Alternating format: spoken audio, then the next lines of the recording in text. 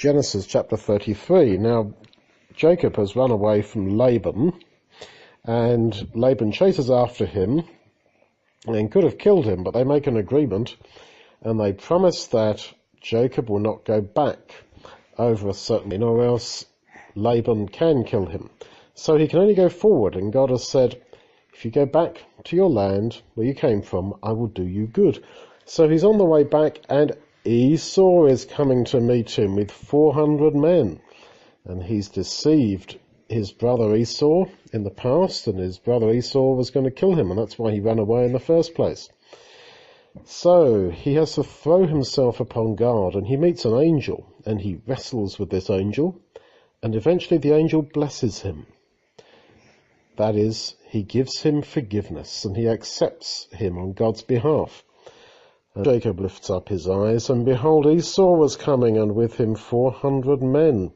He divided the children between Leah, Rachel, and the two handmaids. He put the handmaids and their children in front, Leah and her children afterwards, and Rachel and Joseph at the rear.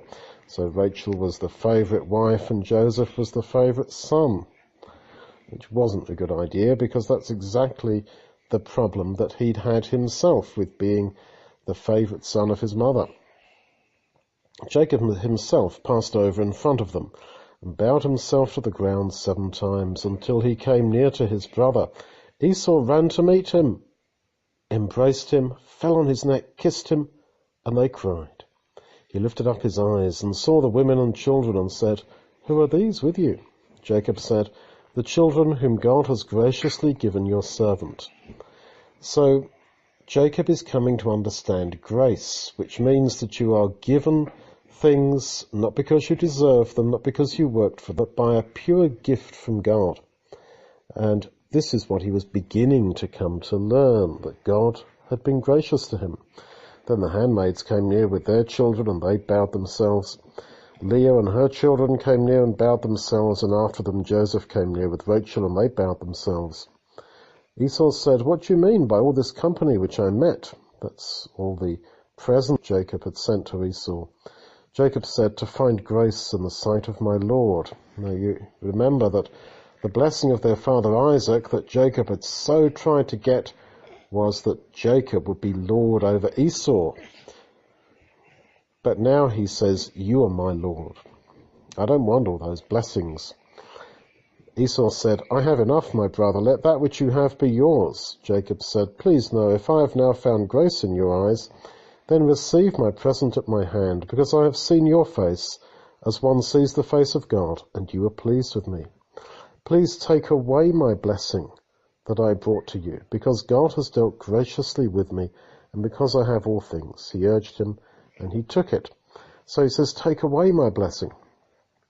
He'd fought and schemed and dressed up with goatskins on him to deceive his blind old father, and had been mean to Esau, sell me your birthright for just a bit of soup that I'm brewing.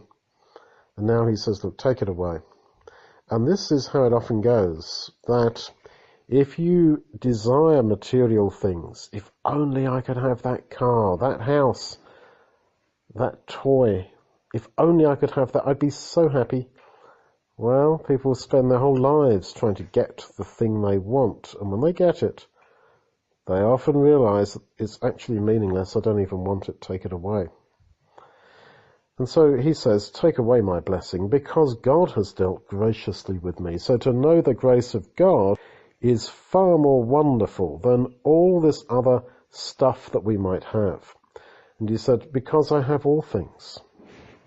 So he had everything, Jacob. That was, he had God's blessing, and he had seen the angel face to face, and God had accepted him. And he says to Esau, I saw your face as one sees the face of God. So then when he was wrestling with the angel, and the angel accepted him in the end, that was actually, now Jacob realized, looking forward to how he had struggled against Esau, but Esau was going to bless him and accept him. It's all by grace. Esau said, let's take our journey and let us go, and I will go before you. Jacob said to him, my Lord knows that the children are tender, and the flocks and the herds with me have their young. If they overdrive them even one day, all the flocks will die.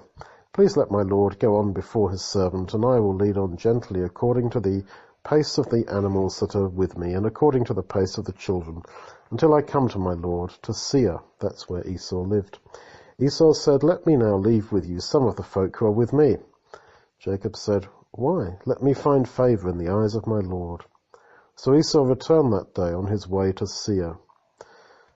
Jacob had promised that he was going to go and meet Esau at Seir, but Jacob travelled to Succoth, built himself a house, and made shelters for his animals. That's why the place is called Succoth. So again, he's still got that old dishonesty to him. Jacob came in peace to the city of Shechem, which is in the land of Canaan, where he came from Padan Aram, and encamped in front of the city. He bought the parcel of ground where he had spread his tent at the hand of the children of Hamor, Shechem's father, for 100 pieces of money, and he built an altar there and called it El Elohi Israel, which means that God is the strength of Israel, and Jacob's name had been changed to Israel.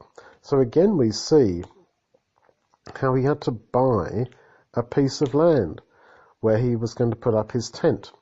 And that's rather like Abraham having to buy a piece of land to bury Sarah. And it's also crazy because God had promised them that land forever and ever, but clearly not in this life.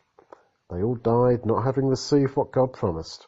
But when Jesus comes back, they'll be resurrected, like we will be, by his grace, and receive what was promised. So we might buy a piece of land and build a house on it, or just buy a piece of land, but it is yours until you die.